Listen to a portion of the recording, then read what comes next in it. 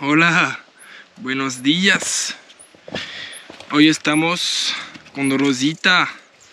¿Qué tal? Hola, bien, bien. Super. Vamos a ver la cueva del caracol, que está por ahí, ¿cierto? Sí. Vamos a mostrar de este punto de vista. Bon, ici. On va visiter la cueva del caracol.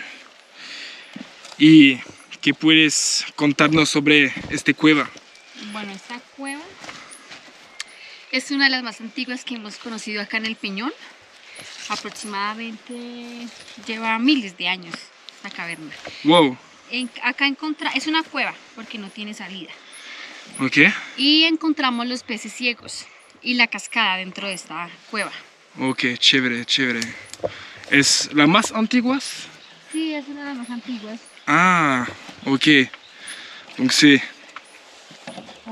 la caverne qu'ils ont découverte il y a plus de 1000 ans. Donc une des premières ici dans la région. Et la particularité de cette caverne, bon, ils disent une cuve en fait parce qu'il n'y a pas de sortie. La différence ici entre les cavernes et les cuves, c'est que dans les cuves il y a juste une entrée. Dans les cavernes il y en a deux ou plusieurs. Et du coup, dans celle-là, il y a le fameux poisson albinos aveugle qu'on va essayer de voir. Ça serait incroyable. Il est vraiment endémique de cette région. La dernière fois, le guide Victor à l'Hoyo del Aire, il nous en avait parlé. Donc cette cuve, c'est l'unique cuve où il y a ce poisson. Et bon, il était aussi dans le Hoyo del Aire. Mais il est vraiment très très rare. C'est le poisson légendaire. C'est vraiment le poisson légendaire. ¿Y qué otros animales hay? Acá encontramos carracos. Ah, también. Aves Ok. nocturnas. Ok, donc il y a aussi des chauves-souris qui sont assez spéciales d'ici aussi. Waouh. Il y a pas mal de merde de vache. Mais du coup, des milliers de mouches dans la tête. On a enfilé le casque pour se protéger des stalactites. Por arriba es stalactite, ¿verdad? Sí. Ok. Pour se protéger des stalactites qui peuvent tomber. Et je comprends mieux pourquoi c'est une des cuves et cavernes qui ont été découvertes en première. Elle est tellement visible de l'extérieur par rapport à certaines. Hier j'en ai fait une autre, c'était une caverne. Et elle est vraiment invisible de l'extérieur. Là, ça devait être ils disent 1000 ans, mais peut-être qu'il y a 100 000 ans, il y avait déjà des humains qui se mettaient à l'abri là-dessous pour se régaler de mammouths. Bon, ici, il n'y avait pas de mammouth. Mais bon, vous avez compris le délire. Vamos a buscar este pez.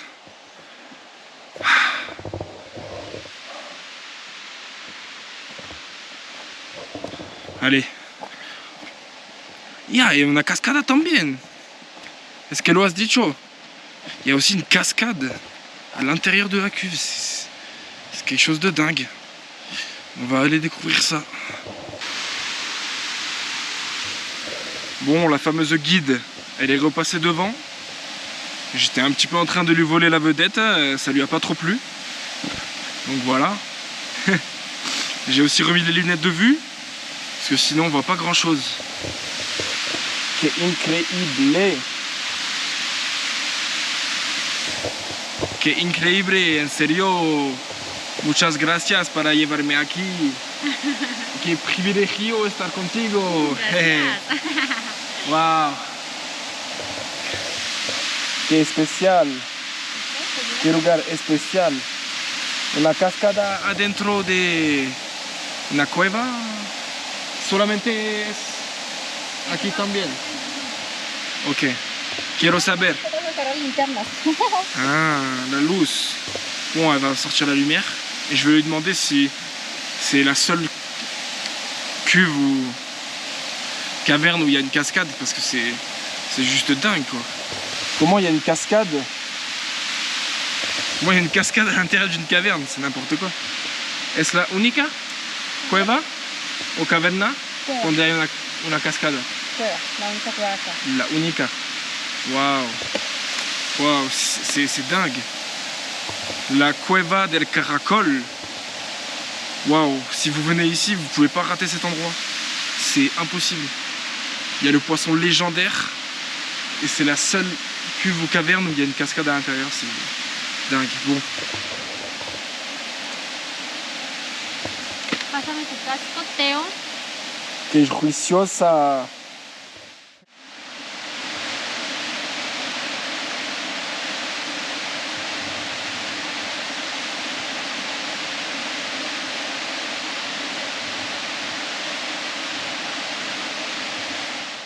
Bon, on a enfin vu ce poisson légendaire qui est visible uniquement ici.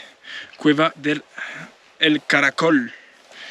Bon, il est aussi à l'Hoyo del Aire, où on était avec Victor. Mais il faut descendre 200 mètres en rappel là-bas. Alors que là, il y a juste 2-3 heures de randonnée pour le voir. Plutôt facile d'ailleurs. Y todavía estamos con Rosita. Et juste avant, je disais que c'était un privilège d'être avec elle. Parce que je suis toute seule avec elle. Toute seule avec un guide. D'ailleurs, au Bosquet de Pandora aussi, j'étais tout seul. Qui est un immense privilège. Parce qu'il y a un autre groupe qui partait dans une autre caverne. Ils étaient 15.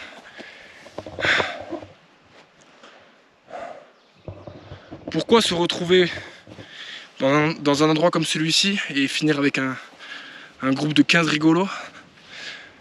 Moi je voulais un guide approprié. Bon, pas pour faire des cochonneries dans les bois, mais juste pour pouvoir poser les questions que j'ai envie, pour filmer c'est plus pratique.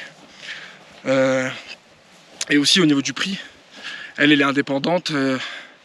D'ailleurs je l'ai rencontrée parce que hier j'ai fait aussi une caverne et sur le chemin du retour, je voulais acheter une bouteille d'eau et du coup je l'ai rencontré comme ça. Je commence à lui dire que j'avais envie de faire caracol juste après. Là, on va à une autre caverne qui s'appelle Caverna del Oro. Cierto? Cierto. Y ¿qué podemos ver? En la caverna del héroe podemos ver estalactitas, estalagmitas, cangrejos, Ok, arañas, opiliones, ok, waouh. río subterráneo. Wow, qui incroyable.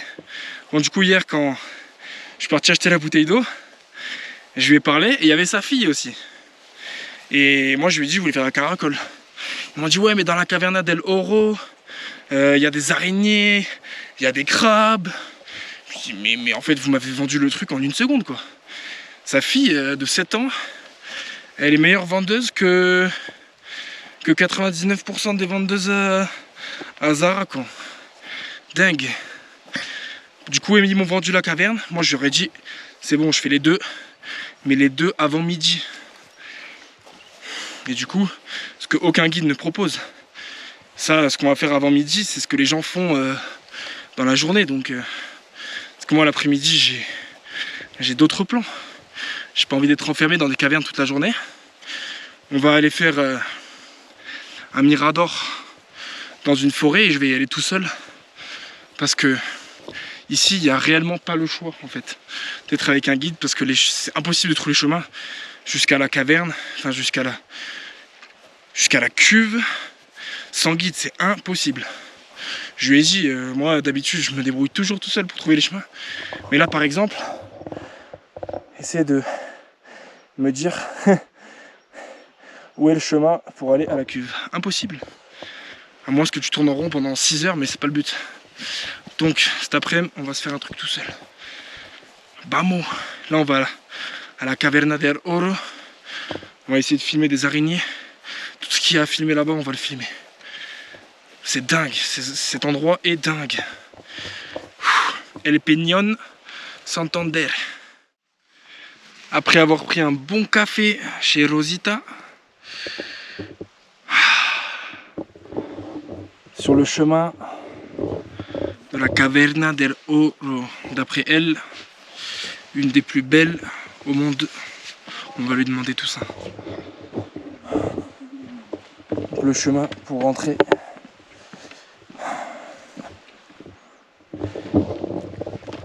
¿Qué me contas sobre la Caverna del Oro? La caverna del oro. En la caverna del oro vamos a ver las estalagmitas, vamos a ver galerías, vamos a ver excéntricas. Y Vamos a para ver ti, una de las mejores, el lado del oro. Aquí vamos a ir.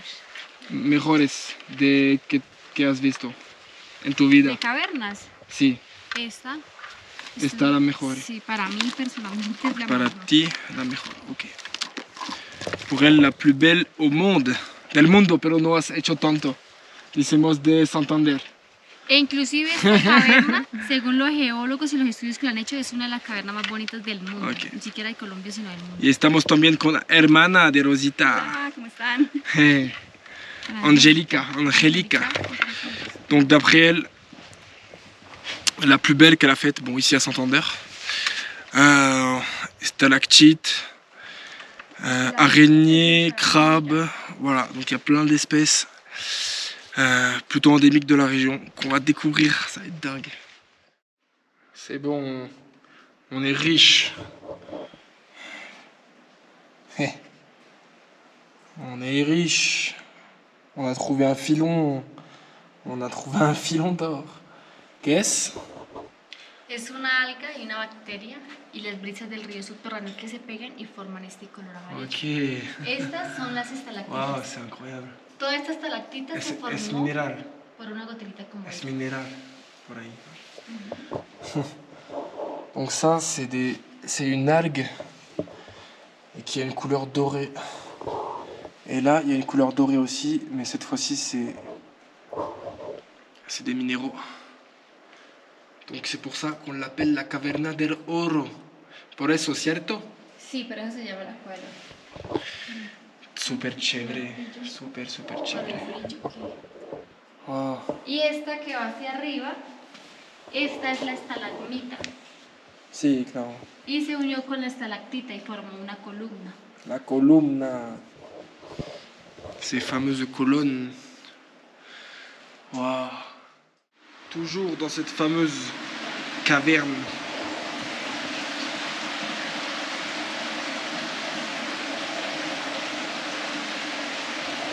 On vient de trouver ce fameux crabe. Ce fameux El famoso cangrejo. La colonne, elle est gigantesque. C'est juste dingue. La colonne, elle est tellement grande. La colonne, elle fait bien 2 mètres de largeur. C'est exceptionnel. J'adore voir du vécu, c'est le là. Chemin terminé. J'ai tracé Rosita et la sœurette. On est arrivé à leur finca. Finca qui veut dire plus ou moins maison de ville, maison de campagne. Donc c'est de là que commencent tous les treks avec Rosita. Elle fait les tours. Bon, à part le bosquet de Pandora, c'est le même prix pour tout le monde. Mais pour aller voir les cavernes, les cuves, c'est bien moins cher avec elle. Et en plus, elle fait les tours seule, quoi, pas avec 15 personnes. Donc, c'est plutôt avantageux. Donc, je vous recommande tous de faire les treks avec elle si jamais vous venez au bosquet de Pandora. Donc, c'est le bosquet de Pandora, il est plus haut sur la route. Donc voilà, je vais lui demander, parce qu'elle n'a pas de nom en fait. Il n'y a pas de nom, donc pour la retrouver c'est un peu compliqué. Je vais voir avec elle pour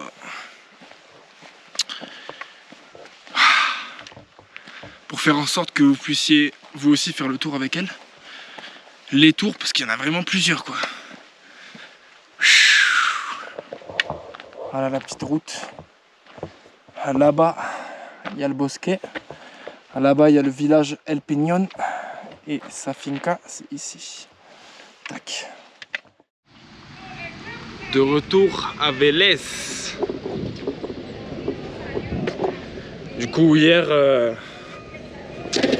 le Cerro de Panama, la montagne où je voulais aller, c'était un peu un bourbier. Il faisait tellement nuageux que ça valait pas la peine d'y aller. Et le bus, je me suis tapé le bus El Peñón jusqu'à Vélez. Et c'est déjà une activité à risque. 1h30 de bus. Il y a des bosses, il y a des trous. Oh, c'est un parc d'attraction le bordel. Pouah, si vous avez tendance à être malade, je vous le conseille pas. Ou alors allez-y à jeun. Je vous fais pas un dessin. Je voulais refaire un point sur ces fameux animaux qu'il y a à l'intérieur de la grotte. D'ailleurs, j'ai dit cuve dans toute la vidéo parce que c'est une grotte avec un espèce de lac au fond. Et du coup, je sais pas si on a un mot pour dire ça. Peut-être que j'ai inventé un nouveau mot.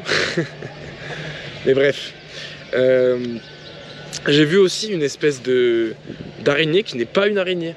En fait, c'est une fourmi qui, au fil des années, au fil de son développement, s'est adaptée pour traverser les flaques. Et du coup, a développé des grandes pattes fines. Du coup, on dirait une araignée, mais c'est une fourmi. C'est incroyable. Ensuite, il y a ce fameux crabe. En fait, il faut savoir que cette partie de la Colombie, elle était immergée par l'océan il y a plus de 100 millions d'années. Donc du coup, je pense que le poisson et le crabe, ils sont là depuis plus de 100 millions d'années. Et que simplement, le crabe, il est resté là. Lui, il a les pattes. Il a le choix de sortir de la grotte.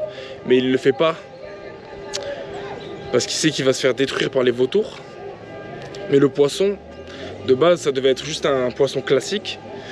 Et par la sélection naturelle, il est devenu aveugle pour que son cerveau se concentre plus sur les autres sens qui lui sont utiles. On a un très bon exemple avec les humains. Un humain qui devient aveugle ou qui est aveugle de base, il développe en 5 ans, 10 ans une meilleure ouïe, un meilleur odorat peut-être. Donc sur 5 ans ou 10 ans. Alors imaginez sur plusieurs générations, en sachant qu'un poisson, ça se reproduit pas tous les 20 ans comme nous, ça se reproduit tous les 6 mois, 1 an. Donc c'est assez puissant. C'est assez puissant ce que fait la nature, ce que fait la sélection naturelle. La preuve en est ce poisson qui a réussi à survivre dans un environnement aussi hostile, c'est quand même assez fou quoi. Surtout que je leur ai demandé mais qu'est-ce qui bouffe ce poisson quoi, sérieusement. Il n'y a rien dans ce trou d'eau là. En fait il doit bouffer des mollusques et même des sédiments de pierre en fait. Donc voilà, c'est assez... Il m'a vraiment choqué ce poisson, sérieusement.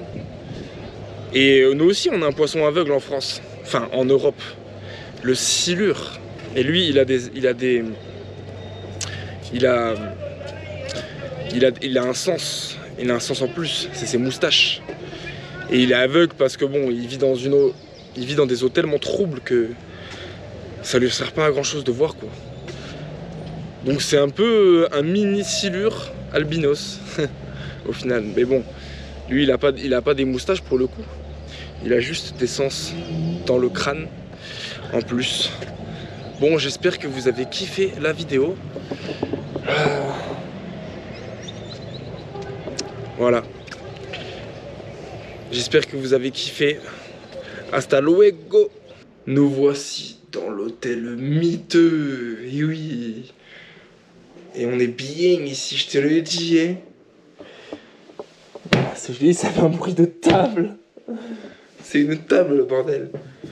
Et guettez-moi ça.